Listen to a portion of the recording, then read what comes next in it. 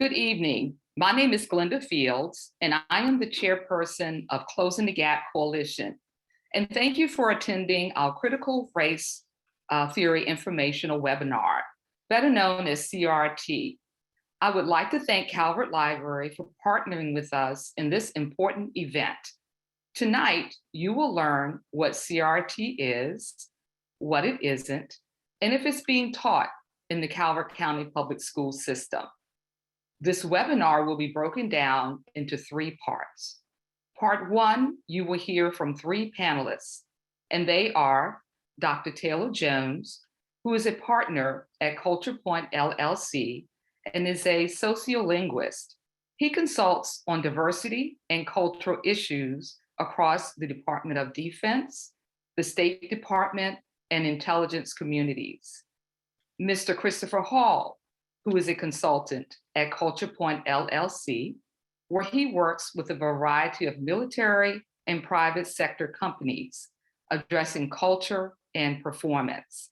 And lastly, Dr. Jose Ballesteros, who is the professor of Latinx Studies and the director of equity programming at St. Mary's College of Maryland.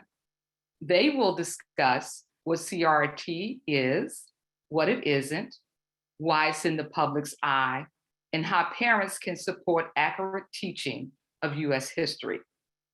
In part 2, you will hear from Ms. Jackie Jacobs, the Director of System and Instructional Performance, and Mr. Scott McComb, the Supervisor of Social Studies, both from the Calvert County Public School System.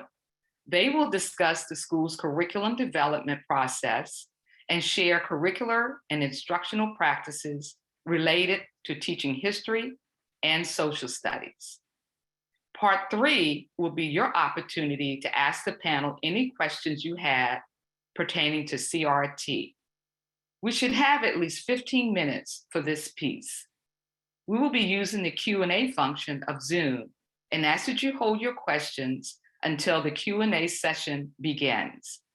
We also ask that you keep your questions centered on CRT, as well as on the school system's social studies curriculum and how it is developed, their practice in teaching history and social studies, and how the schools talk about race and current events.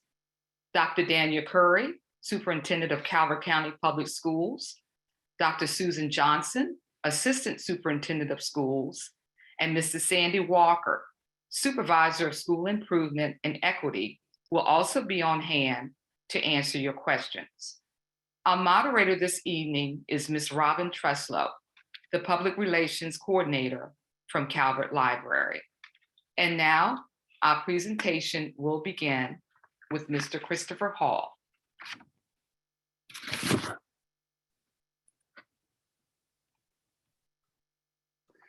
Good evening, everyone. Can you see the slides? Let's start it there. Can someone raise a hand to let me know that you can see the slides, please?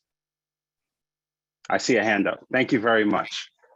Today, we're going to be talking about critical race theory, what it is, I'm joined with Dr. Taylor Jones and Dr. Jose Ballesteros. I apologize for the Mr. on this slide. I represent Culture Point. I work with Culture Point LLC, where we look at specifically the performance of organizations and how diversity and inclusion and the things that make us who we are, all the elements of who we are, how that affects performance of organizations. Today, we're going to be talking about critical race theory, and we're going to talk about how that is related to the performance of organizations within our society. So as we move forward, let's get the slide deck started here. We're going to talk this evening again about the definition of critical race theory. As you see, I've asked, well, what does critical mean? What does race? What does theory mean? And certainly the principles of CRT. We're going to talk about the history and culture around the current discourse about CRT, what's going on in the news right now, or what has been going on in recent history regarding CRT. And later on, we're going to talk about how and where CRT is taught as well. All right, just to give you a timeline so that we can situate ourselves, the history of critical race theory.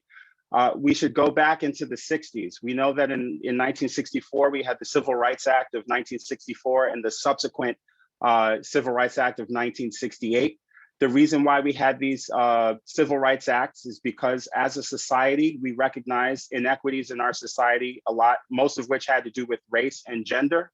And we wanted to create a system in our society legally that allowed to recognize, account for those things. So we had EEOC compliance, so the equal employment opportunity compliance, making sure that everyone had the equity of opportunity to be able to get jobs regardless of those protected classes like race and gender and other classes.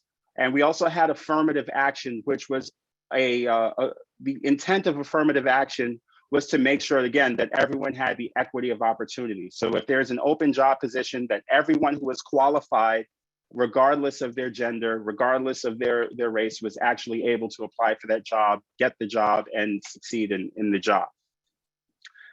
Necessarily, when you have a new policy in place, you want to make sure that new policy works, right? So in the 1970s, there was a lot of academic study looking at, well, how are we doing? We have these new policies in place. We have things like the Fair Housing Act, and in the Civil Rights Act of 1964, we said that everyone should have equal opportunity to be educated. So we desegregated schools.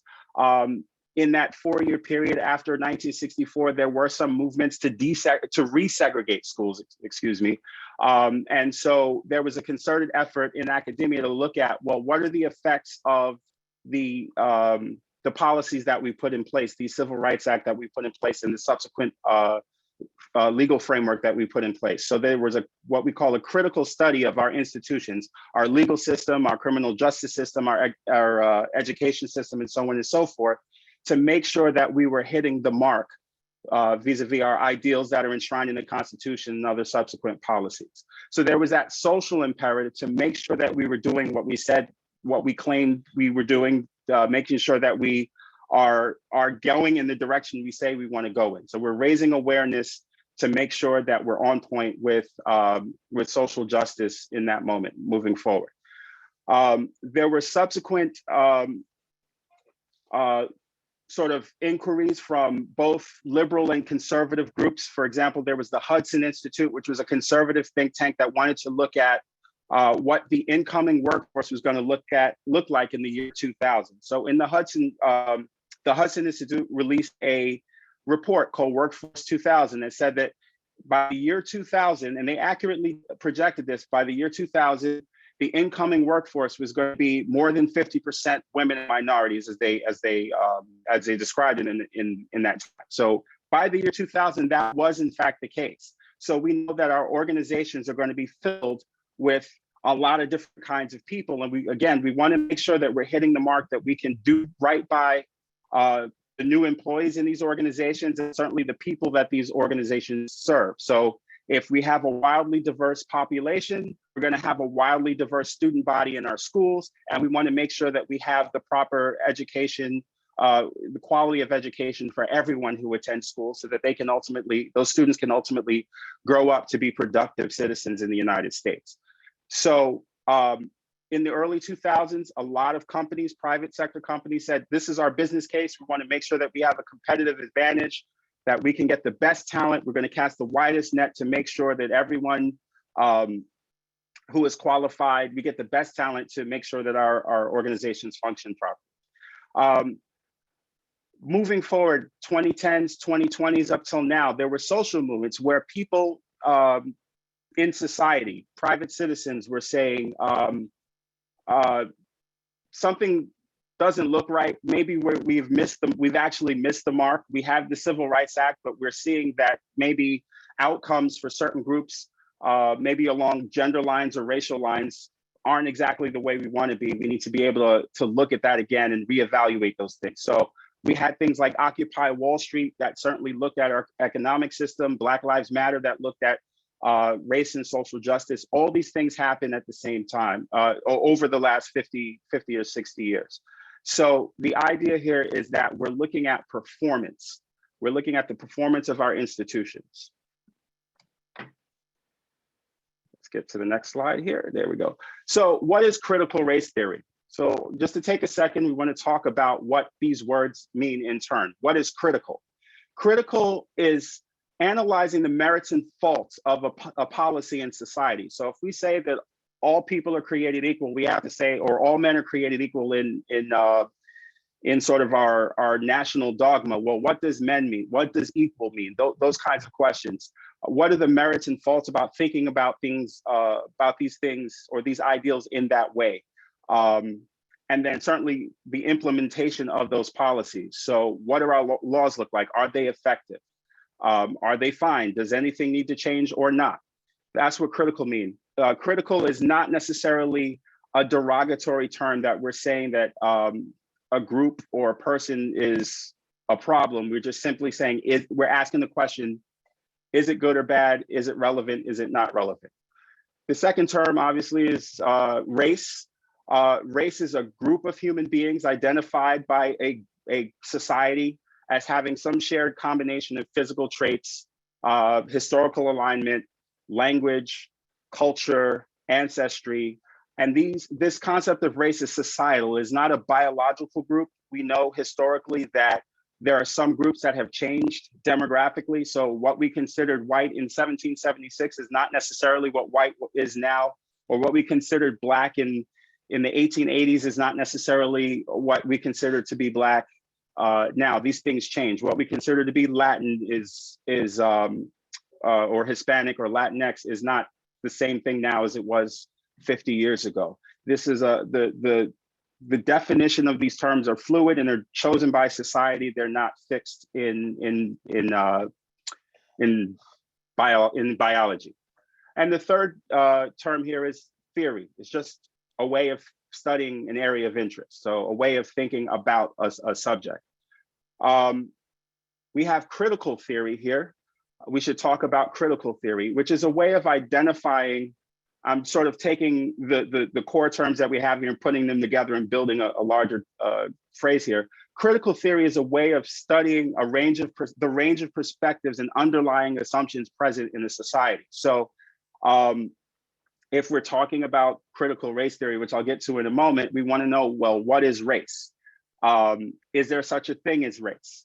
And and then talk about in the context of, in the case of critical race theory, we want to talk about how race intersects with systems in our society. So how does race affect economics? How does race affect education? How does race affect criminal justice? How does race affect real estate, and so on and so forth? So critical race theory is a way of studying the merits and faults of the implementation of a society's problems, or we call those laws in some cases, as they relate to the groupings of people identified by the society. So by groupings, we mean any demographic group, race, gender, so on and so forth.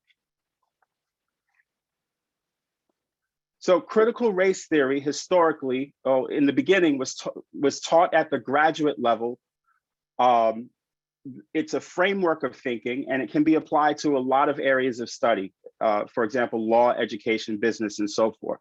To look at the relationship between race and the laws of the United States. The idea is to make sure that we're hitting the mark with our law. So if we say that everyone should have equal access to housing, we want to make sure that that's the case and that one particular group or some number of groups are not unfairly advantaged or disadvantaged by the establishment of those laws, in which case we would have to amend those laws. Historically, those civil rights acts that we passed in the 60s, we have refined. We've had subsequent civil rights acts, things like No Child Left Behind, disability acts, and so on and so forth too, which are the results of the data that was gleaned from studying these systems in order to ensure that we're achieving that equity in our society. Critical race theory also introduced this concept of intersectionality. We all have nested identities. We have our gender identity, we have our biological sex identity, we have our religious identity, a linguistic identity, and so on and so forth. And there are things that are structural. For example, my identity as a resident of New Jersey now my identity as someone who was born in the Bronx. All those things are structural in terms of the legal framework. I have to pay taxes in New Jersey. I'm a resident of New Jersey, and there's some things that come with that that are imposed by the government that work in concert with my cultural and human biological identity as well. So we want to see how all those things interact with, again, with our systems, with our societal systems. CRT has subsequently expanded to examine the intersection of all these other things besides race. So gender, disability. So we can look at disability, critical disability race theory. We can sort of intersect all those things and look at what those outcomes are. It's a way in which we can be very granular about looking at the outcomes in our society. There's this other term, anti-racism, that exists. And those are the actions that people take to combat the inequity that they see in society. That might take form of, that might come in the form of protests, like I mentioned, Black Lives Matter or the Occupy movements of 2011. They're not necessarily a means to study what's going on. It's more a performative response to what's going on, and it may or may not be may or may not be informed by critical race theory. So you may not be well versed in critical race theory, but you can see that there are things going on in society, and you're using your First Amendment right to speak on it. Anti-racism is a way to is more of a behavior, a cultural project, rather than a framework of academic study. I want to move forward to Dr. Jones, who's going to talk now about the what's actually happening in the news. So we started with what the academic definition is of critical race theory, what's actually happening at the university level, and then we're going to talk about what Dr. Jones is going to tell you about what's happening in society right now in terms of discussion on critical race theory. Dr. Jones? Thank you, Chris. I really appreciate that. Good evening, everyone. Thank you for having me here. Very pleased to talk with everybody here. What I want to start with, so we mentioned that Mr. Hall and I are both from Culture Point. I do a lot of work with a lot of people in high reliability, high stress organizations, and a lot in the military as well. These are people who don't have a lot of time for a lot of nonsense, a lot of confusion, and that's the approach that I'm going to take with all of you. So I expect that we're all here for the same reasons. We're concerned about public schools. We're concerned about our kids. We're concerned about the country, and everybody here is involved in civic engagement, which is something that I think is a very positive thing. And it's what we fight to defend. So with that, I want to talk about some of what's going on with shaping the discussion in the world and in society right now. So I'm going to talk about critical race theory versus CRT. I have CRT in scare quotes here. The reason for that is that Mr. Hall just spoke about critical race theory and broke down critical, broke down race, broke down theory, how they fit together. And the discussion that a lot of us are having out in the world is a little bit different. It's about a different topic. So the discussion around CRT is not about the scholarly approach to thinking about how ideas about race relate to laws and legal decisions. That's the origin of critical race theory. I have read a fair amount of original source material in critical race theory. It's dense. I don't necessarily agree with all of it, but it is very much thinking about how ideas of race relate to laws and legal decisions. That's not the discussion that most of us are having on Twitter and Facebook and out in the world, and that we're seeing on the news. So I want to be clear about the conversation that's happening. It's really more than one conversation that's happening. And if we're on the same page, then we can actually have a more effective conversation. So CRT has been intentionally skunked. That is the technical term in linguistics. It has been skunked by political operatives. What that means is, for those of you who have ever had the misfortune of dealing with a skunk, they spray something and you can't get that smell out. It takes a lot of work. It takes a long time. And that is the idea here, that critical race theory as a term, that CRT as a term, has been skunked. It's got a bad smell to it now, and it is associated with that, whether we want to associate it or not. And polarization and division means that we're having two different conversations because we're using the same words to mean different things. And if we don't get on the same page, then what happens is we end up just kind of yelling at each other, which is not really useful for anyone, and definitely, I think, not enjoyable for most of us. Chris, can you pull the next slide for me? So the origin of this current discussion, I think it's important to keep this in mind, started in March. And I know, I mean, if you're familiar with this, you may have been familiar with critical race theory before March, or before, I guess it was March of last year. But if you were, it was because you took a graduate course in legal studies. This is a new development. You can have your own feelings about, you know, what you think about this. I'm not here to tell you one way or the other, but we do know that the history of this is that there's a particular person, I have his information right up here, who has an intentional goal of saying that we want the public to read something crazy in the newspaper and immediately think critical race theory. You can hit the next slide for me, Chris. I think we may have gone one too far. Yeah. All right. So this is a new name for the same old stuff. We've been having these arguments for a long time. I remember what the arguments were in the 90s and the 2000s, and they were similar, but it was different words. So wokeness and cancel culture and race theory, those have replaced older terms that weren't working anymore as far as getting us, you know, on either side, you know, of the political spectrum, getting us kind of riled up, right? So political correctness, cultural Marxism, those are things you don't hear people talking about anymore. And the reason is we're now talking about wokeness and cancel culture and critical race theory, for, against, wherever you lie on the spectrum. That's a change that's happened, and a really interesting thing happened. So I want to mention this. I was in a conversation. I have a book proposal that's out. I got one positive review, one negative review, and a colleague said that the negative review it was trying to cancel me.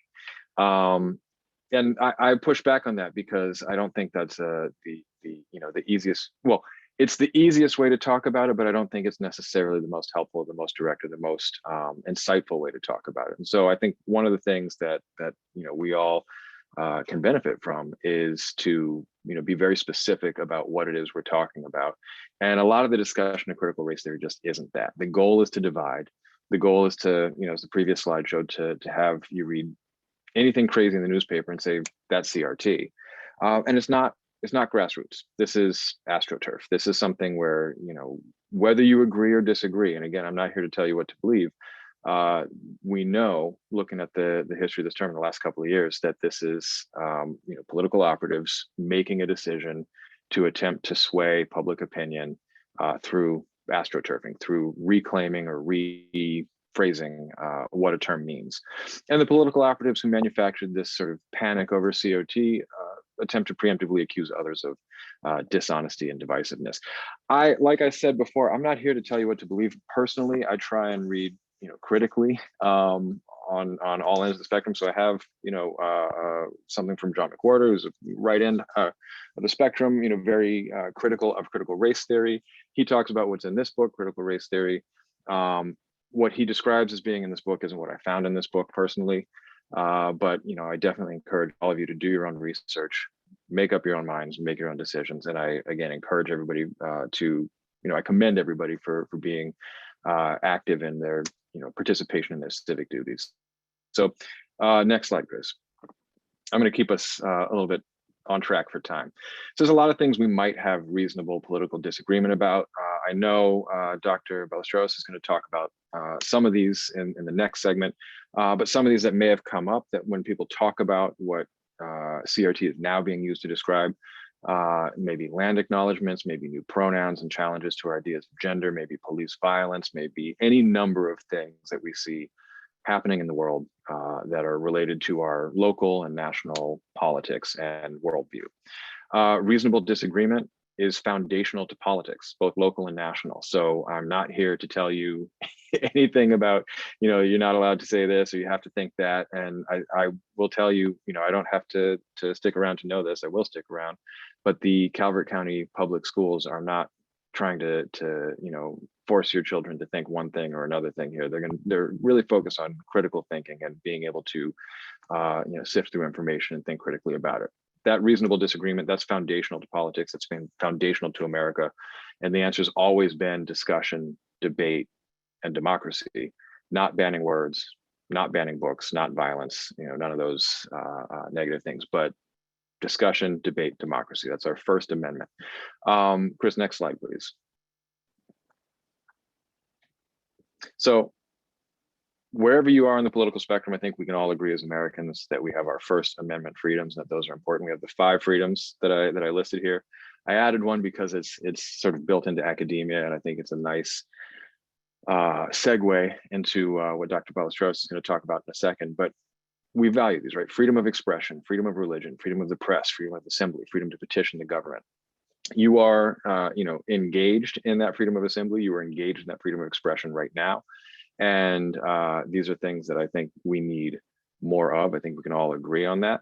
So when we talk about, critical race theory and what it is, what it isn't, part of the goal for tonight was to talk about exactly what it is, why we're having these conversations nationally right now, which is that it's manufactured, and what's happening in Calvert County. And then specifically, as we continue in the evening, what's happening in Calvert County Public Schools and, what is and what isn't.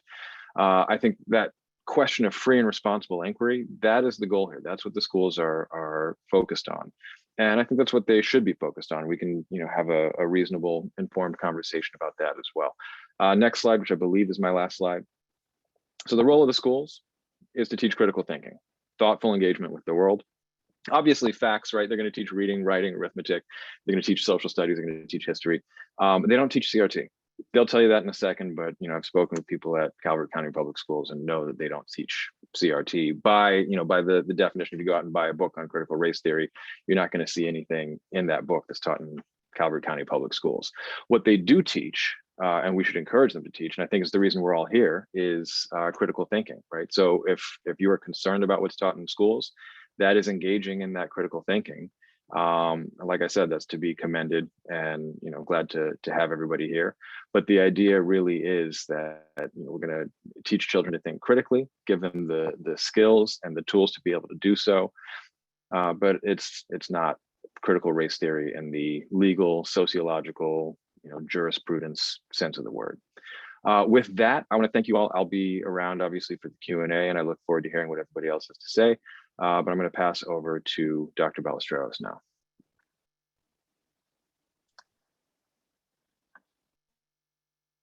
Thank you, Taylor, and thank you, Chris, also for working the PowerPoint from me. Greetings, everybody. My name is Jose Ballesteros. I'm a professor at St. Mary's College of Maryland, just down the road in the other county, where I'm also the Director of Equity Programming. I'm a public school parent here in the county, and I'm a proud Calvert County resident. And so it's an honor for me to be here and engaging in this civic dialogue with you all.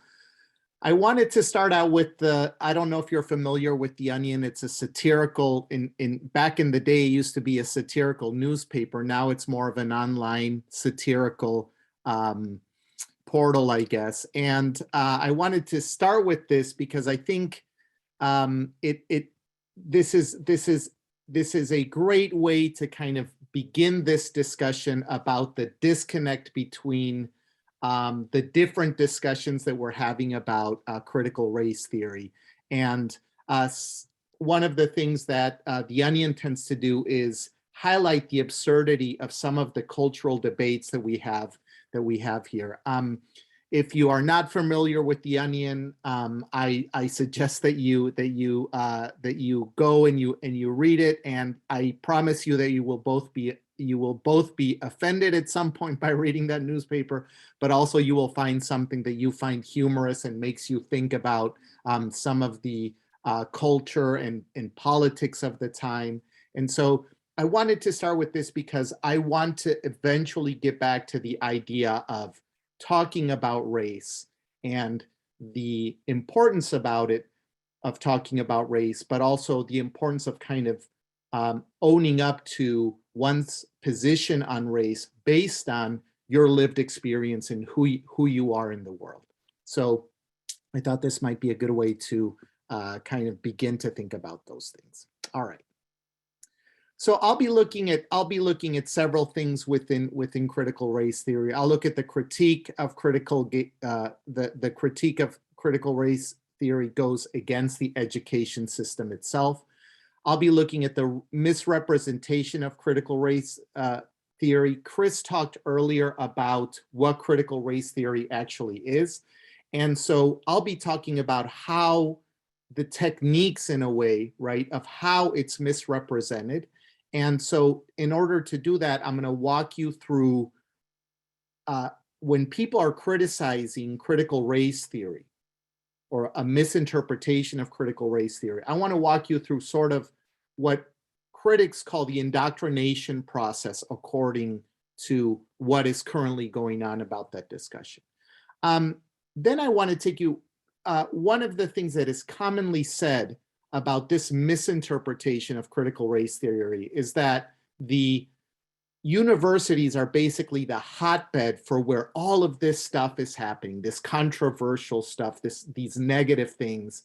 And what I want to do is I want to take the debate that's going on about critical race theory and that process, and then I want to translate it for you in a way to demonstrate to you what we actually are doing in higher ed when it comes to these discussions. And then I want to bring that back sort of to the importance of discussing race within our general discussions about what we think is fundamental to our understanding of who we are, and also who other people are. And before we move on to the next slide, I just want to say something that to me is important, and that is that in a way, I'm sort of new to the debate of critical race theory, because I really, until it became a thing within currently, right, the current debates about critical race theory, I wasn't that familiar with it necessarily. The graduate school, the type of schooling that I did in graduate school, the things that I studied,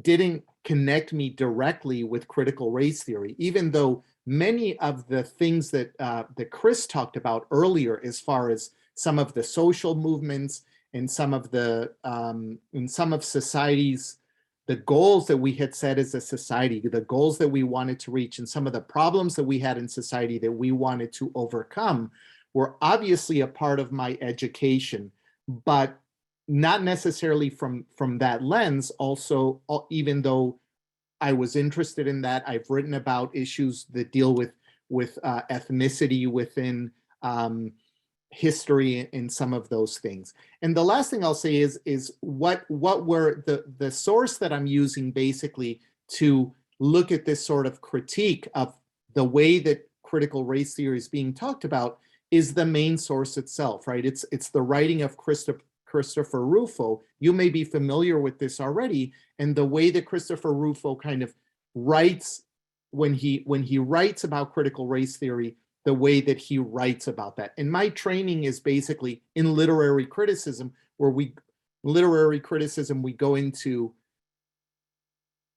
writing basically, and we break that down and we demonstrate what's going on with that writing. So I'm going to take you through that. And to be honest with you, as we deconstruct sort of the way critical race theory is talked about in the current debate that we're having, I'm not taking a position on it at that moment. I'm just explaining to you how it's being talked about, and you can go check for yourself if you haven't seen it within the source that I'm giving right there for you. Thank you. All right, so when this misrepresentation of CRT happens, right, and it comes up in several ways, and we begin to see the position of these critics just already from the titles of Christopher Rufo's article in the City Journal. The City Journal is an online publication that comes out of the Manhattan Institute, where Christopher Rufo is a senior fellow. And you can already tell, right? So we've got radicals in the classroom, woke elementary, bad education, radicalism versus reading, gone crazy, failure factory, critical race to the bottom, and subversive education. So these are the titles themselves of some of the writings. We'll go on to the next slide. All right, so the characteristics that are being projected about this misinterpretation of critical race theory are typically the following, right? So in these writings create the opinion that critical race theory is an indoctrination ideology, right? That it seeks to subvert capitalism, that colleges are a breeding ground for this ideology, and then that ideology seeps into, or I heard in another place that talks about metastasizes into society through these deployment teams to perpetuate an ideological agenda. And then one of the takes from this mischaracterization of critical race theory is that teachers have abandoned pedagogy for political radicalism. We'll go to the next slide. All right, so in a typical, say, expose, right, of critical race theory, in these misinterpretations, there's a series of things that tend to come up when Chris Rufo specifically is critiquing a moment where he's seeing critical race theory in action. And most of these, there's a pattern to these.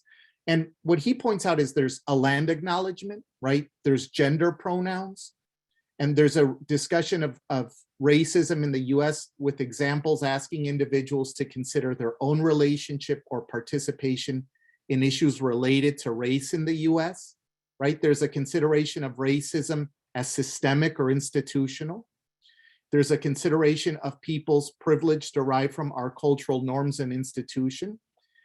And within these exposés, CRT is seen as an avoidance mechanism, right? As a symptom of privilege, or as an example of students gone rogue. So I'll give you some examples of that just to make that clear. So the way that the critique is made is that schools that are engaging in what he calls critical race theory, they're engaging in it to avoid, for example, their students failing in that school. But when it comes from a school that is wealthier, what Chris Rufo talks about is that it's a symptom of these students' privilege, right? Or if it comes from, let's say, the students of color in a wealthier school as well, then it's an example of students gone rogue in this school. So there's all this kind of positioning as to why this is sort of going on. Instead of actually dealing with the students, right? Critical race theory is an excuse for these things to happen, right?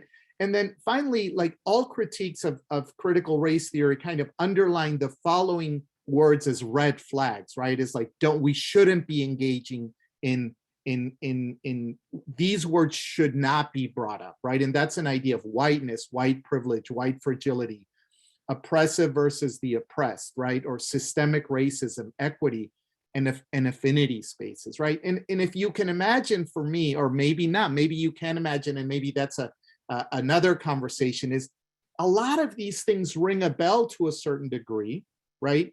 As to, they get us closer to some of the things that we actually do within higher education.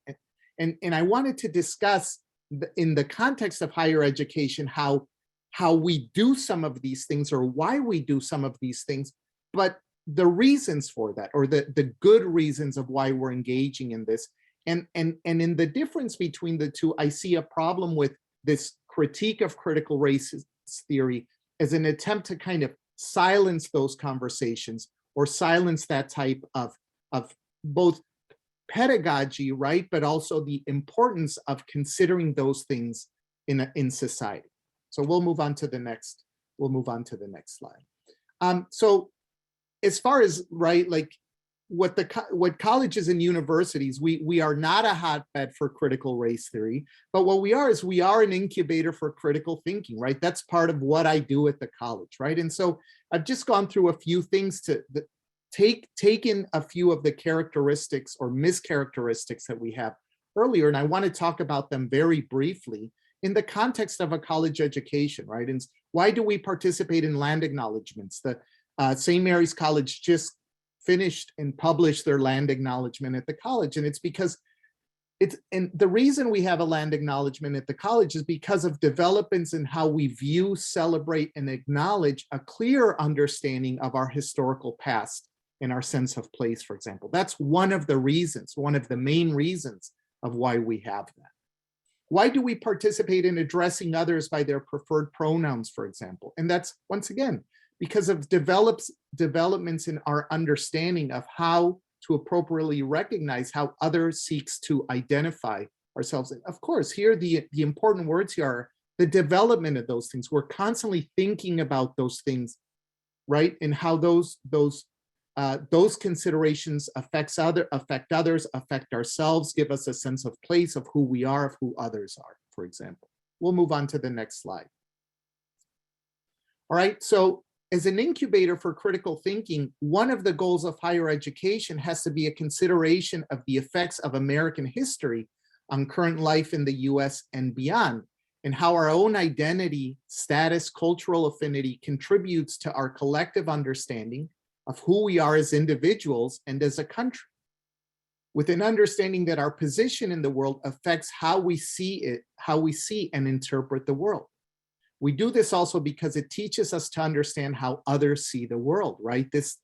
Who are the people in the world? What is the effect that history has had on others? What is my role within that history? Another important area that we consider in higher education is our understanding of equal access to our fundamental rights and our ability to gauge if we and others have equal access to those, some of what Chris spoke about earlier.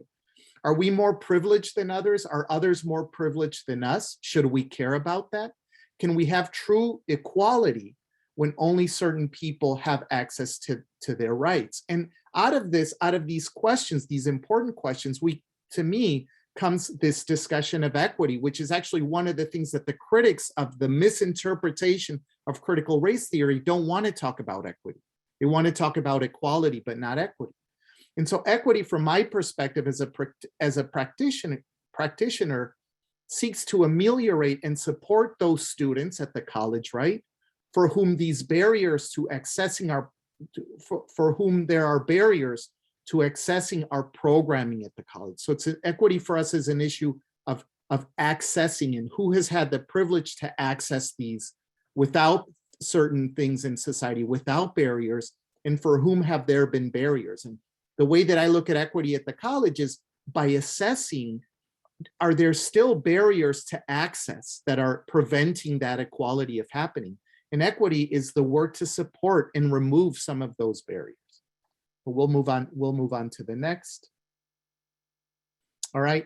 And once again, in higher education, we consider data-driven evidence that points to systemic and institutional barriers to measures of well-being for our citizens. In those analyses, it's clear that specific groups are more affected by these barriers than others. So this is data-driven, right? We're continuously studying and analyzing. And once again, going back to a word that the new critics of CR2, or this new criticism, this almost dirty word of equity, right? From my perspective, the institutional equity, right? If we think of things like systemic or institutional anything, revolves around removing those barriers so that all members of our community can have access to equality. All right, so we'll move on to the next. So what's going on? And basically I've planted two of the things that I already talked to you about, right? I'm reconsidering 2 points that I made earlier, right? Our goals in higher education one of our goals has to be the consideration of the effects of American history on current life in the US and beyond, and how our own identity, status, and cultural affinity contributes to a collective understanding, et cetera. Another important area we consider in higher education is our understanding of equal access to our fundamental rights and our own ability to gauge, and if we and others have equal access to those, right? So my point to you all, wherever you fall on this spectrum now on what you think critical race theory is and what it should do, what it doesn't, what it does, what it doesn't, is I hope these seem I hope these seem like rational things that we should be looking into and having discussions about, right? These 2 points that I'm making here, right? They don't necessarily have to be about race, but they have everything to do with our place in the world and our access and our desire for equality within society. And one of the big problems I see with the current debate about critical race theory is that it seeks to remove race from that discussion, right? That the ultimate goal is if we don't talk about race and we don't talk about systemic anything or institutional or anything or inequity, we're not looking at the entire problem here. So it seeks to remove that. And so we kind of go back then to the original slide that I had in what it means to be, what it means to be a person of color. And if you can avoid having that conversation in an educational setting when you're talking about American society, right? And so what I'll leave you with, I don't think I was going to tell a story, and I don't think I have time. If you see me out and about in a soccer game in Calvert County or anything like that, I'll tell you a wonderful story about how this is all being done very well in the public school system here. I've got an elementary school child that's there. I'll tell you that story.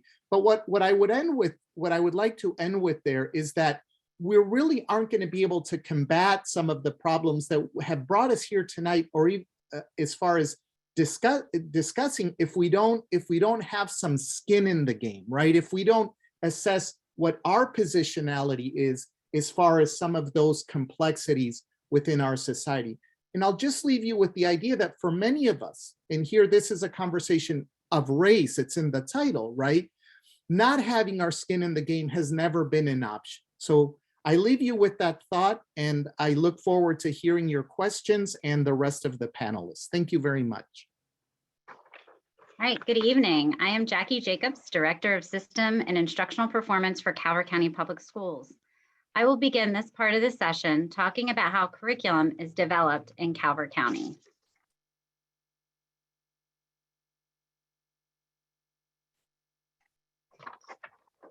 All curriculum in Maryland begins with the Code of Maryland Regulations. The code outlines the content standards that must be taught within each instructional program. From these content standards, the Maryland State Department of Education establishes state standards and state curriculum. Therefore, each local school system is charged with developing local curricular documents for elementary and secondary schools that includes the content standards set forth in the Maryland Code of Regulations and aligns with the state standards and curriculum. When we develop local curriculum, we follow our policy and procedures for curriculum development and revision. Curriculum is developed through a team approach that includes both school-based and central office, general and special education staff. Curriculum is always aligned with national and/or state standards and is written in a way that is sensitive to address all the needs of our learners. In this session this evening, we will be specifically sharing information regarding Calvert County Public Schools Social Studies program. This comprehensive instructional program, as all programs are required to, provides for the diversity of the students' needs, abilities, and interests at the early, middle, and high school learning years. Mr. Scott McComb will now share more specifics on our social studies program. Good evening. My name is Scott McComb, and I am the Supervisor of Social Studies for Calvert County Public Schools. We've been asked to be here this evening to talk about our social studies program. I'd like to begin by sharing our mission statement. It reads, the Calvert County Public Schools Social Studies program will create opportunities for students to engage in inquiry, think critically, and understand a spectrum of perspectives so that they become well-informed and civically engaged citizens of our American democracy. I'd like to take a moment to unpack a few words and phrases from this mission. First, you hear engage in inquiry. Many of us who are a bit older remember that history was a series of 45-minute lectures throughout the year. I can assure you that that is not how social studies is taught anymore in Calvert County Public Schools. Our teachers are giving students in our classrooms today the opportunity to work with historical sources, and to do so to understand the narrative of our nation's history. Each of us is the result of our life's experiences. We are a combination of the wise choices that we've made and the mistakes that we have made. Nations are no different. The United States in this year, of 2022, is the nation it is because of all the things that have occurred in our past. We want our students to be well informed so they can learn from those times when we have fallen short as a nation, those times when we've gotten it right, and perhaps most importantly, those times when we have righted wrongs. We do this so our students can grow up to be effective participants in our democracy. So there are some imperatives in our social studies instruction, and that's where I'd like to begin with two key instructional approaches that we ask all of our social studies teachers to use as the driving force behind their instruction. The first is to give students the opportunity to think critically about historical and contemporary topics, to have the opportunity to grapple with challenging and controversial issues, and to see these issues and events through a variety of perspectives. We ask our teachers to give students the opportunity to engage in civil discourse around difficult historical topics and contested issues, and to do so in preparation for citizenship. Second, we stress inquiry, learning history by studying documents and sources from history, and to think critically about what our past tells us. We do this for three critically important reasons. First, this allows our students to study in the laboratory of history. When a scientist wants to understand a phenomenon, they go into a laboratory and conduct experiments. For historians and citizens alike, our laboratory is historical study. Second, we learn how to analyze evidence for ourselves to understand why things are the way they are, rather than hearing it from someone else. We become critical consumers of information. And third, we can use this process of discovery to teach our students how to engage in civil discourse, even when they may disagree. Now I want to take a moment to talk about specifically where our curriculum comes from. All of our curriculum, all of our core curriculum, which is elementary curriculum, middle school curriculum, and US history, government, and world history at the high school level, emanate from the Maryland State Social Studies Standards. These are the sole source for our curriculum development. Now, I want you to take a moment to look at the slide on the screen. If you look at the middle column, you'll see that this is one page from the 8th grade Social Studies Standards. In it, it says that students will evaluate the historical significance of the Articles of Confederation, that they will analyze successes and failures of the Articles, that they will look for why the United States Constitution was created, and analyze things like the development of the Great Compromise. Now I want you to look at a page from our 8th grade social studies curriculum. And what you'll notice is that the students are asked to explain why the Articles, explain information about the Articles of Confederation. They're supposed to look at successes and failures. They look at the debate that led to the creation of the Constitution and analyze how the Great Compromise addressed regional interests. You see a significant alignment between these two documents. And if you were to analyze any of the state framework documents and then compare them to our social studies curriculum documents, you would see this type of alignment. On the screen, you see the address for the Maryland State Department of Education social studies page where all these frameworks are available. At the conclusion of my presentation, I'll put this in the chat for anyone to copy, and then you can go and take a look for yourself if you're so interested. In addition to our curriculum from the state framework, we also take advantage of local historical sites to tell the story of history where it is present in our own county. Two good examples of this are the Oldwallville school trip, where students learn about the segregated education of Calvert County children back when segregation existed. And you also, we have a trip to the Indian Village at Jefferson Patterson Park, where students learn about the indigenous people who inhabited Calvert County before the arrival of Europeans. Now, it's reasonable to assume in a forum such as this, that what you're interested in hearing about is how we talk about race in our classrooms. Well, first and most importantly, to answer this question, we teach about the many different people that form the fabric of our nation's history. We teach about Indigenous people, Black Americans, Asian Americans, Hispanic Americans, and so on. And we do this throughout our curriculum because these people are present throughout our history. For example, our 8th grade social studies curriculum has 7 units, and Black Americans are represented in substantial ways in all 7 of those units. Secondly, we tell an honest and accurate narrative of these members of American society. We examine issues such as slavery and segregation and discriminatory practices such as redlining and housing. But we also examine the contributions of Black Americans in building this nation, the agency of enslaved Americans in resisting slavery and seeking abolition, and the celebration of cultures such as the Harlem Renaissance. To give you a specific example from our curriculum, our elementary students, for instance, learn about Indigenous people of Eastern Woodland America. They learn about these people, their culture, their life ways before the arrival of Europeans. Then we talk about the impact of European settlement on Indigenous people.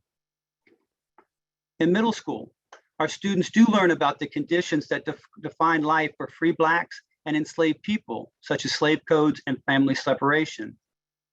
But they also identify ways in which enslaved people, enslaved Black Americans and free Black resisted enslavement, oppression, and racism. In other words, they learn how that these people, Black Americans, were instrumental in their own liberation. In high school, our students learn about the development of Jim Crow and discriminatory laws in America that had a lasting impact on communities of color, even to today. But they also learn about the experiences and the contributions of Latino Americans, Asian Americans, LGBTQ Americans, and many other groups that make up our nation's past and present. As I said earlier, one of the 2 key drivers of our instructional practice is historical inquiry. We teach through questions. For instance, we might ask, how do we know the South seceded? How do we know why the South seceded during the Civil War? And the answer would be, we read what they wrote, what those who decided to secede from the country said was their reason. So we would look at what the people in Mississippi who seceded said. They said, our position is thoroughly identified with the institution of slavery. There was no choice left to us but submission to the mandates of abolition or a dissolution of the Union. In the Georgian Articles of Secession, they said the reason was the North's fixed purpose to limit, restrain, and finally abolish slavery in the states where it exists. The South, with great unanimity, declared her purpose to resist the principle of prohibition of slavery to the last extremity, which meant war. In South Carolina, they said, those Union states have assumed the right of deciding upon the propriety of our domestic institutions, which means slavery, the avowed purpose to disturb the peace and elloign, that means to remove, the property, slaves, of the citizens of other states.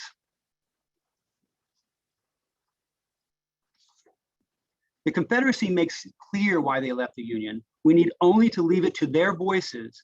And this is how we try to approach social studies instruction for our students. Rather than standing in front of the classroom and telling them why an event happened, we provide them with a broad range of resources and allow them to discover this narrative for themselves. A major part of this approach is dialogue. We encourage dialogue in civil discourse. We actually also encourage respectful disagreement, but we ask our students to back up their points of view with evidence. A basic question we ask all teachers to pose to their students is, what makes you say that? Or what is your evidence for that position? Further, to support our teachers, we have recommended protocols for engaging in civil discourse. We begin all of our core courses with launch units where teachers are asked to discuss norms and routines for productive civil dialogue. We've had professional development sessions on the use of dialogue circles and deliberative discussion protocols. Having discussions of difficult historical and contemporary topics is not easy, but we want our teachers to lean into these discussions. So we ask them to establish norms and routines and then practice them early in the school year with non-controversial topics. They might have a debate about what is the best type of cookie, so students know how to debate, discuss, and disagree in a productive way around a safe issue before they take on the truly difficult ones. In closing, I want to emphasize that our social studies program strives to have students examine instances when our nation has fallen short of its ideas and times when we have achieved great triumphs with pride. It is also to examine how we have improved over time and to think about additional ways where improvement may still be needed. Most importantly, it is intended to create informed citizens, citizens that leaders like Washington and Jefferson, Theodore Roosevelt, and Ronald Reagan said are critical to the security of a free and democratic nation. I appreciate the opportunity to speak this evening with you. I think we are now moving to questions. Great, thank you all very much. This was very helpful information. Thank you to the panelists for sharing their expertise with us tonight. You should all, attendees, you should all see a Q&A icon at the bottom of your screen. If you're on a computer, you may have to swipe up if you're on your phone. You will enter your questions there. And as Glenda mentioned at the beginning, I'll convey your questions that are related to critical race theory and social studies curriculum at Calvert County Public Schools to the appropriate panelist. Don't post long comments because I won't be able to process all that content to find the question. Just post your question since we have limited time. So yeah, the Q&A is open and I'm happy to take your questions. And if the panelists would like to turn their cameras back on now, we can get started. We do have a great turnout tonight, so I'm sure there'll be plenty of on-point questions. I can just say one of the comments is parents want transparency. Can we see the exact outline of class materials that will be used in each classroom? I think that's for Jackie Jacobs or Scott McComb, perhaps. If we're referring to the curriculum documents, I would be happy to share any curriculum document that we have with a parent. As I said, the frameworks are available to all parents. Our curriculum is aligned to that. In addition to that, they're on our system website. There is a section called What Your Child Will Learn, and that's another place that you can go to see what the curriculum entails. If you're referring to textual resources, textbooks, and so on, a parent could come into any school and ask to, with permission, arranging that ahead of time with the front office, and ask to see the full set of text that their child uses. So I believe that that kind of transparency does exist. Thank you. Another question for CCPS. What can CCPS do to help different groups create a shared vocabulary to discuss these issues? Can something be created to post on the website?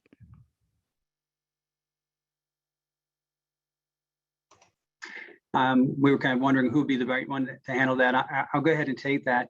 I think one of the things that we work real hard on in social studies, and tonight I will only speak about social studies rather than the district as a whole. I'll leave that to one of my colleagues if they want to weigh in.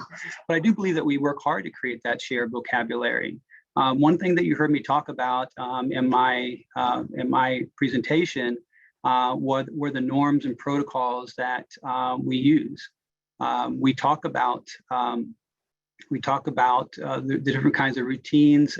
We talk about the different types of protocols for civil discourse. We agree on on the terminology that we use in that regard. There's any number of different types of terminology that we use in terms of how we talk about race and sex and gender and so on. And so I think we do that across our curriculum, and therefore we do across our instruction. Okay. Are there any books which have been banned from the curriculum? Again, a CCPS question.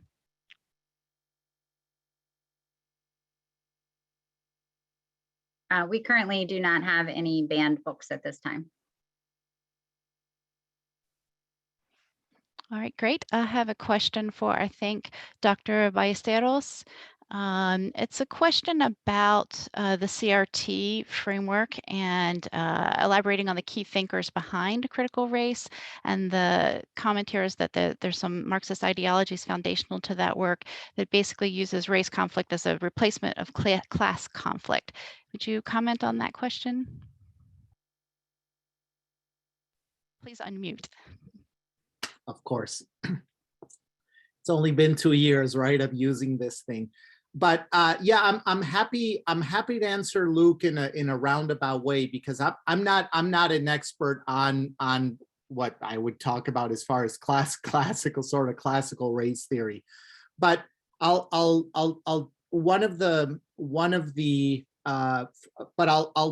get to this in a it's not a roundabout way necessarily, but to give you a similar example of what you're talking about, Luke, one of the thinkers that's typically brought up in this discussion, in the discussion that you're bringing up, for example, is Paulo Freire of Brazil, right? He's one of the key thinkers that kind of comes up in these sort of discussions.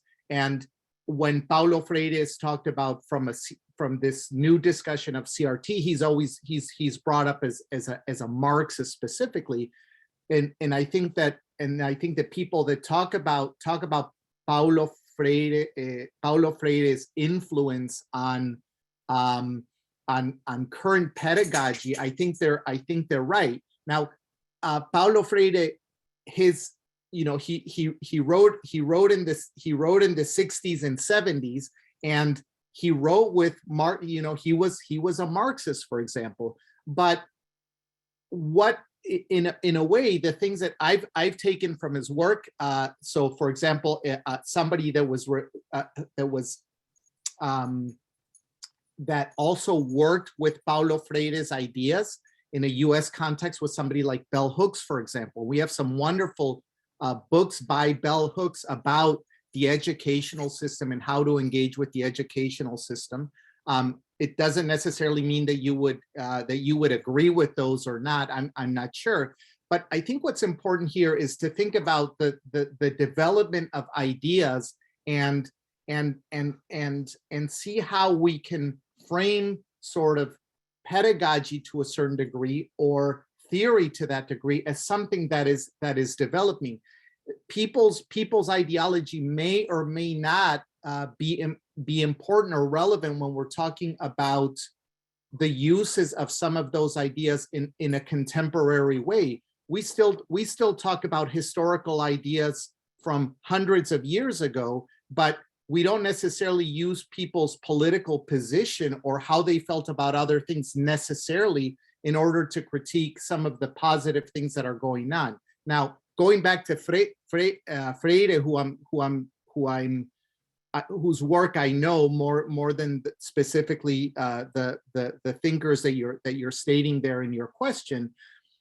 Freire's work, for example, would say that the sort of research that you are doing, that you've presented in your question in the Q&A, and the questioning that people are doing about pedagogy, right? That the critics of critical race theory are bringing forth, or the parents that are concerned are bringing forth, are very valuable, and that we should go to you, as we're doing in a way tonight, and we should engage with you and ask you and talk to you about, what do you think education should look like? And we should engage in a dialogue. And out of that dialogue, to a certain degree, is we should come to a certain consensus about what our educational system should look like. Now, I'm not arguing here for anything, but I'm just giving you an idea of how both your question, your participation, and perhaps some of the change you may want to see based on your question in an educational system is something that somebody like Paulo Freire, right, would be in agreement with, for example, despite the fact that when you discuss somebody like Freire under this kind of perception of what CRT is, although we've explained we took a long time today to explain what it is not, would be something that is important to take into consideration. So I hope that's helpful. An extension of that was around Dr. Kendi's comments in some of his writing, linking capitalism and racism.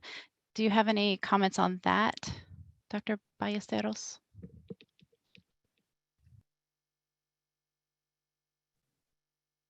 Well, what I would say is if we go back to Chris's sort of explanation of the concerns that we've had throughout the 20th century, as far as ways in which we can reach equality, right? I think that a discussion of how our system works is important to have, right? And I think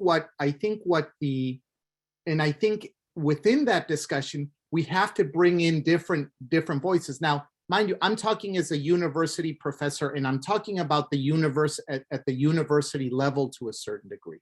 So I'm engaging with the public right now with my professor at the university. These are the sort of things that we would be talking about the college.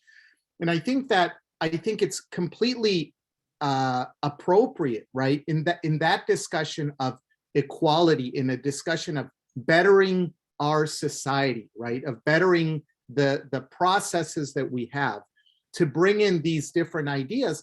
I think with the understanding, one of the themes that I brought up is that originally is that one of the ways that this new discussion about critical race theory is framed is that it's seeking to subvert sort of the in one way or another, sort of the pillars of what we consider to be American society, US society, for example. And I simply don't, I just don't think that that's the case necessarily, that discussing race doesn't necessarily mean that you want to change an entire system necessarily, a democratic system, or discussing inaccessibility, right?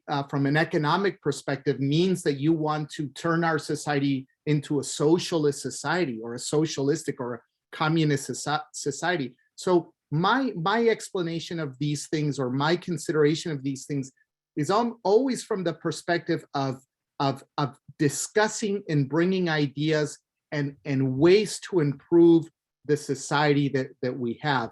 It isn't a sort of subversive process that will end up, with this, that will end with us. There's in the critique of CRT, there's this idea that in the academy, right, we're holding this secret that we want our society to be absolutely and incredibly different. And you can go on to read or listen to podcasts about the critics of CRT, of what they think, that how supposedly, these intellectuals want society to end up being, which is completely the opposite of the things that we hold dear to us as a society. And I have found in academia that that's not necessarily the case, even though there are voices in academia that are presenting subjects and ideas and theories from many different perspectives. So I hope that that's helpful. Yeah, I think the short answer is that there are a lot of different voices feeding into a CRT, and we can take parts of them. So let's see, there's a good question for CCPS. Is social studies the only curriculum in CCPS that will be influenced by CRT at this time? Though I was hearing that we're not teaching CRT, but I think hearing about history. And that the follow-up part of that is, do teachers receive extra training in CRT doctrine? Yeah. So I'll take that. First of all, I think we've been pretty explicit and clear that we don't teach critical race theory. There's no element of critical race theory that informs our curriculum development. And there is no element of critical race theory that informs our professional development or resourcing of teachers. And so I think that answers both questions, because there is no element of critical race theory that informs any part of our practice, and that would cover the full scope of that particular question. There was a question about, someone wanted a better explanation of what a land acknowledgement was. That was mentioned by a couple of our CRT speakers. Would someone like to explain that to the group? I can take this one. So briefly, it's a practice that happens. I've seen this a few times in conferences that I've attended, for instance, linguistics conferences.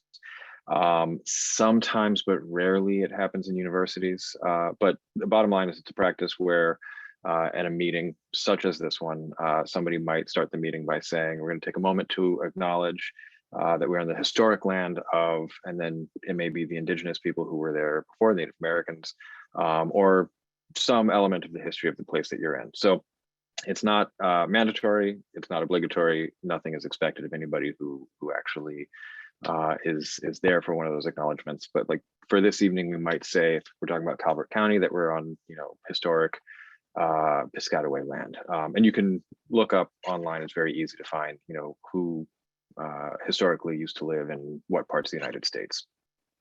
Great, thank you. Let's see, this is another question for CCPS. How much is taught in Calvert County Public Schools about the true history of Calvert County? I understand that Calvert was a majority African-American community with Black farmers and fishermen, post-Civil War, post-Civil rights movement, and gentrification. So formally, we teach about Maryland history. Formally, we teach about Maryland history in 4th grade. And so we touch on those topics in 4th grade. Again, in 8th grade, we also touch on those topics. And we do it in a couple of different places. When we are actually teaching the era of enslaved Africans in American history, we also talk about that dynamic here in Calvert County. Taking us to emancipation, the sharecropping system. We did not run our program this year to the Old Wallville School and Jefferson Patterson Park because of the pandemic. It will resume next year. But part of our Old Wallville School program that I talked about is the students spend a period of time in the morning learning about segregated education and actually this segregated condition in terms of housing and business and so on. While at the one-room school, but then they travel to Jefferson Patterson Park, where they learn about the sharecropping system and the makeup of the African-American community in Calvert County in the era of segregation from the post-Civil War period up through about the 1940s. And actually talk about we actually go a little bit beyond that. In that, actually, we talk about the waterman history as well as the sharecropping history of African Americans. And so there's 2 formal places I refer to in 4th grade and in 8th grade. And I think it's also I would say an informal part of our curriculum in 9th grade. In that we have done some work with some of our social studies teachers to understand this history and make sure it's a part of their instruction when they're talking in Unit 1 about the post-Civil War era. It's also something that I know our AP teachers bring into part of their dialogue as well. All right, thank you. I see a question about CCPS committing. Could CCPS commit to not teaching students that based on their immutable characteristics such as skin color, that they are inherently predisposed to be a victim or oppressor? Dr. Curry? Yes, that's just not what part of our instruction is. There needs to be able to, in the classroom, to have honest conversations about who we all are, where we come from, and what people who might look like us did long ago without necessarily any attachment that anyone is bad or good because we look like those decisions and those predecessors. So if anyone ever comes across any kind of lesson where they believe there was an attempt to make anyone feel bad or to feel good because they had certain physical characteristics, please share that with us quickly. Let me add also that it is a transition in that the old classroom teacher approach might have been, I don't see color. I love all of my children the same. And our approach today needs to be, I see all of my children for who they are, for where they come from, and from what might be a part of their culture, and make it and have some conversations about where are you from? I mean, I'm not just talking about color. I'm talking about I came from West Virginia and you came from New Jersey. We're not the same. Those are the kinds of conversations we ought to be able to have and be comfortable about.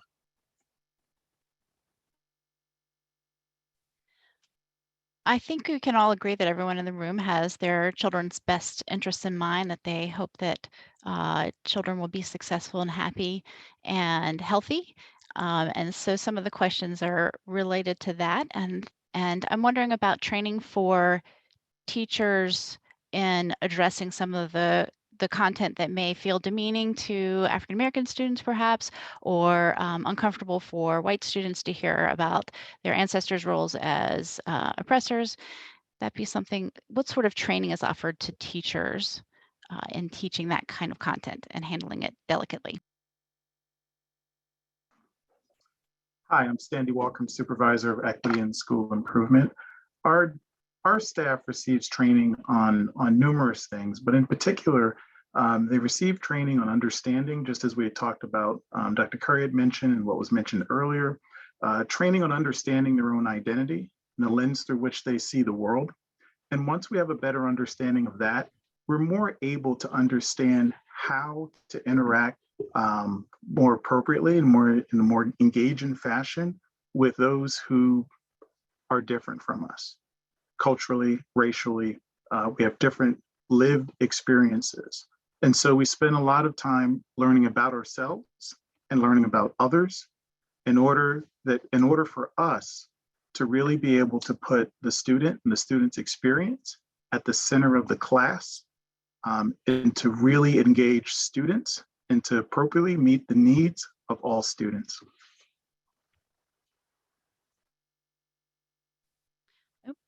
Thank you for that. There were a few questions around the reading lists and books and whether those are considered part of the curriculum. Recommended reading. Again, another CCPS question, maybe Jackie Jacobs.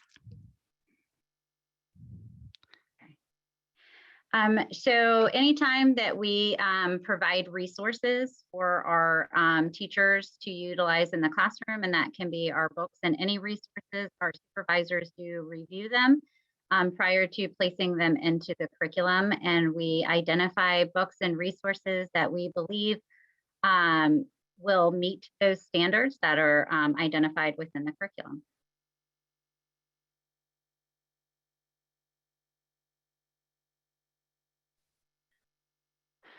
All right, so there's a question about who reads and reviews the books that make it to that list.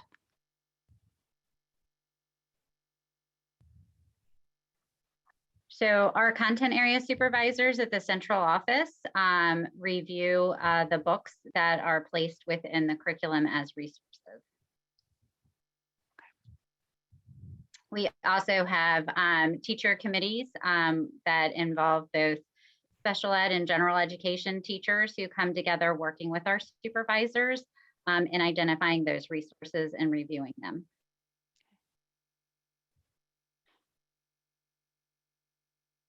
There was a question specifically about the virtual library and that perhaps some of those books are professional level books. I don't know what they're without specifics, how that could be addressed exactly, but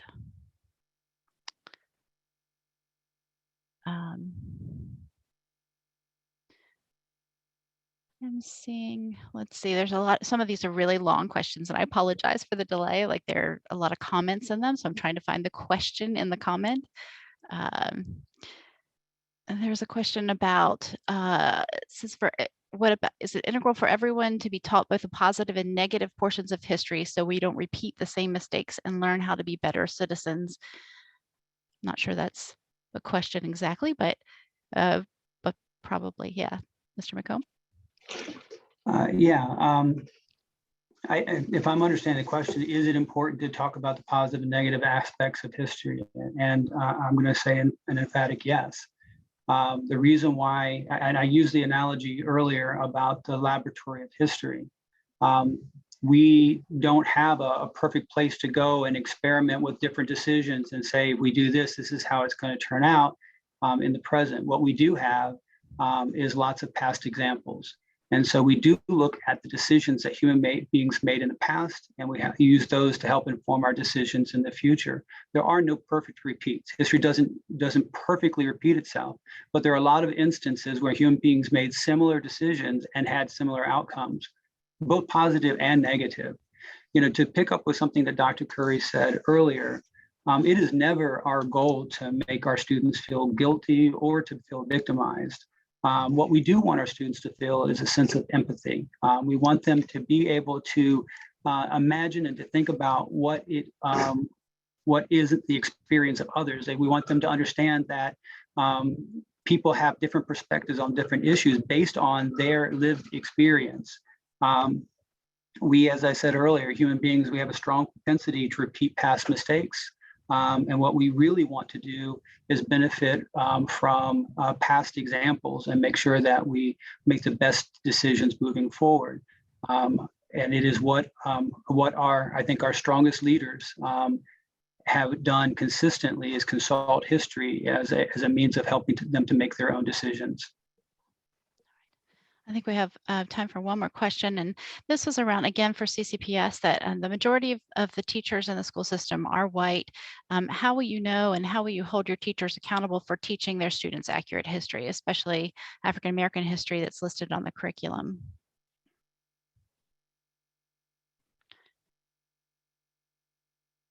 What did she ask? The majority of the, I'll repeat it since it's not texted there. The majority of the teachers are white. Over 1,000 are white, and under 70 are African American. How will you know and how will you hold your teachers accountable for teaching their students accurate history, especially African American history that's listed in your curriculum? Yeah. Well, I think the first and most important answer to that question is that our curriculum isn't optional. The curriculum that we have made available to our teachers is what we ask them to, is what we require them to teach.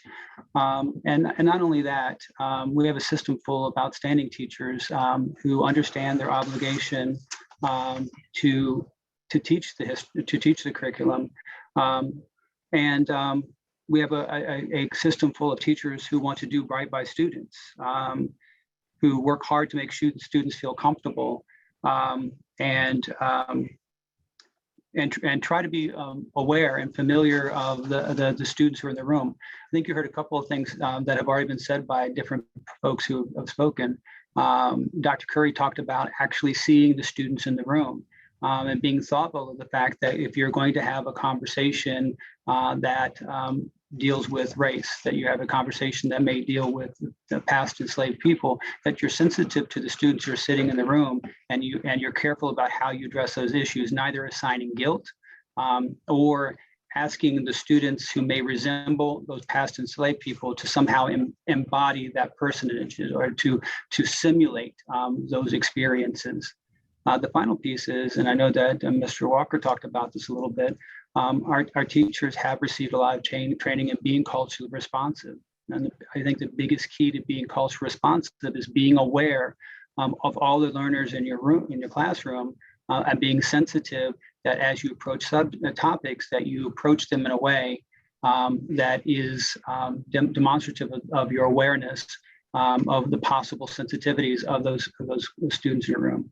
So that is, I think, the way that we try to ensure that our teachers are sensitive to how they're teaching students. But we've worked very hard to create a curriculum that is fair and balanced, that is accurate. As I said, we work with a great deal of primary source material in order to have students learn from what actually was stated by the people at the time, what they wrote about their own goals, actions, and deeds. And we work really hard to make sure that is a fair and authentic history. And as I shared with you earlier in the presentation, our alignment with the state framework, I think, gives us a little bit of extra backing, because the state framework, the creation of a state social studies framework, is a pretty exhaustive process. with a lot of different stakeholder reviewers around the state. And I think they've given us a very good foundation to have a fair, well-balanced, and accurate curriculum. All right.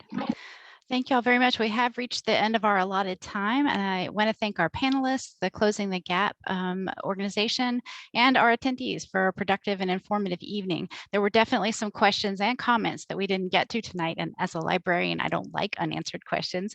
So I am going to make note of those items that maybe could still use some more discussion and see if it makes sense to offer an opportunity for further exploration at the library, maybe in partnership with the Mediation Center.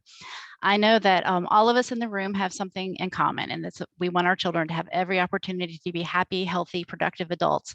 And I heard that from the school system. I think we can all agree that they do too, that we want our children to be able to fulfill their potential. And if we keep that commonality in mind, we can't fail to have a productive conversation. And I want to point out, you might be interested in a series that the library is offering called Civil Political Community Conversations, funded by Libraries Transforming Communities grant, and that kicks off on April 21st with small group conversations at Molly's. Possibly some of the topics that were raised tonight could be future conversations as part of that series. So let's talk further for sure. And I want to encourage everyone to register for the Women's History Month program the library is doing coming up on March 30th. We'll have a screening and discussion of the documentary 6888 about the Black women from the Women's Army Corps who were sent to clear the backlog of mail in the European theater during World War II. And we'll have the film's producer and a panel of women veterans to discuss after the showing. So there's continuing opportunities to learn, transform community, and celebrate one another. So again, thank everyone for coming, and enjoy the rest of your evening.